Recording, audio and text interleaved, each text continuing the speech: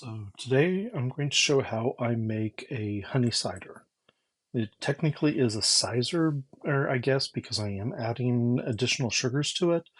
But for me, I just refer to it as a honey cider because, at least to me, that's what it is. When I'm only adding 1 pound or 1 cup of honey or sugar to it, I still think of it as a cider, not a sizer or any of the other names that go for it. But there's lots of different ways to explain this. So for me, this process is fairly simple.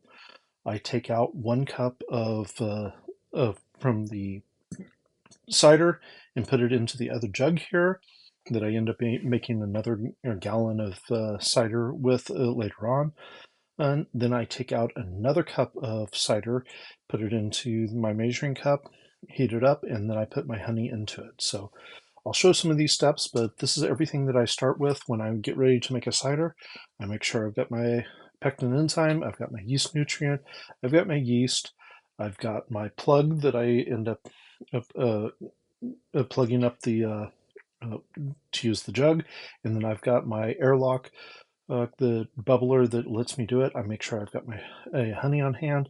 That way I know I've got everything before I even start and open the bottle. But this is where I start. Usually make sure I've got everything together, and then I work from there. So my first step is always to take out 1 cup of the juice and put it into another container because I know I'm going to be adding that much honey into the jug. So I've got to make sure there's that much extra space for it. After I've got the 1 cup of cider put into my other jug, I take out another cup, and this is where I'm going to go put it in the microwave and let it warm for 1 minute so that it helps dilute the uh, honey, or at least warm the honey up to make it easier to pour into the jug. So 1 minute in the microwave usually brings it to somewhere around 140 degrees is what I expect, which is not enough to kill any of the enzymes in the honey, or at least not to the best of my knowledge. It's a little too hot for if I wanted to pitch yeast into it, but it's at least enough that it's going to help make the honey dissolve better and easier to pour into the jug.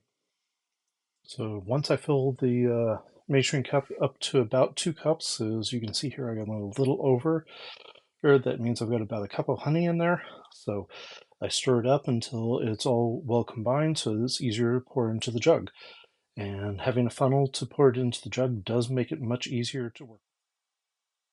So at this point, I usually add in a half a teaspoon of pectin enzyme and a teaspoon of yeast nutrient before I end up shaking the jug to mix up all the honey in very well.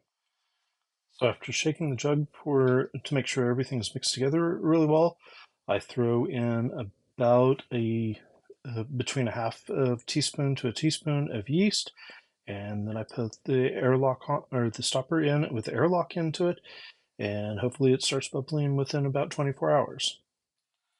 I guess the last step should always be to make sure I mark the bottle on what is in there. So in this case is Fisher's honey, and it was started on 5/4/2024. So that way I have that information there.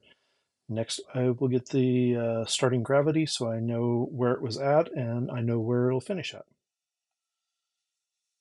All right, so it looks like the starting gravity for my honey cider is going to be a 1070 or about. At least that's what I'm seeing right now. And so that's what I'm going to put on the bottle.